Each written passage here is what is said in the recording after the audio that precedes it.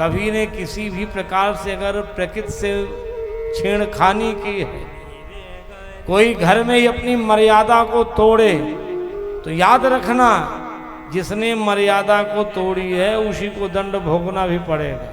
ये हमारी मर्यादा है कि हम 10 बजे तक सोएं और सुबह 4 बजे 5 बजे जाग जाएं, लेकिन हमने मर्यादा तोड़ी। हम 1 बजे 2 बजे रात खूब जागते रहेंगे।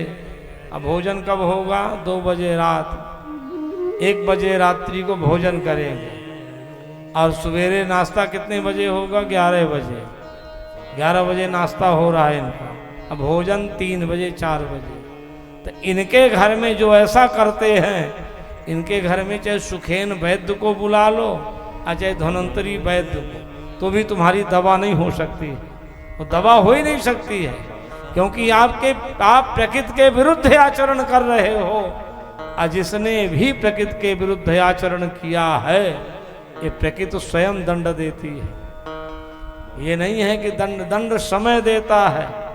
रावण को मंदोदरी कहती है कि कभी भगवान लाठी डंडा लेके मारने नहीं आते। हे मेरे पति देव। बोले क्या करते हैं? बोले वो काल कभी लाठी डंडा लेके मारने नहीं आता है, वो 3 चीजों का हरण कर लेता, बुद्धि बल और धर्म, तीनों का विनाश कर देता है। उस घर का अपने आप विनाश हो जाता है। काल दंड ने काहू न मान, काल दंड ने काहू न मान। इसलिए ये समय लाठी डंडा लेके किसी को मारने नहीं आता है। हरे बुद्धि बल धर्म विचारा। इसलिए हमें सजग रहना चाहिए।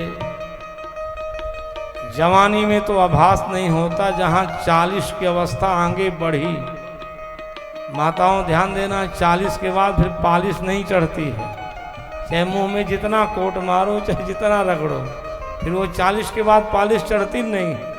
और 40 के पहले कोई श्रृंगार ना करो तो भी चढ़ी चढ़ाई आई है, उसे कोई समाप्त नहीं कर सकता है। ये प्रकृति का नियम है।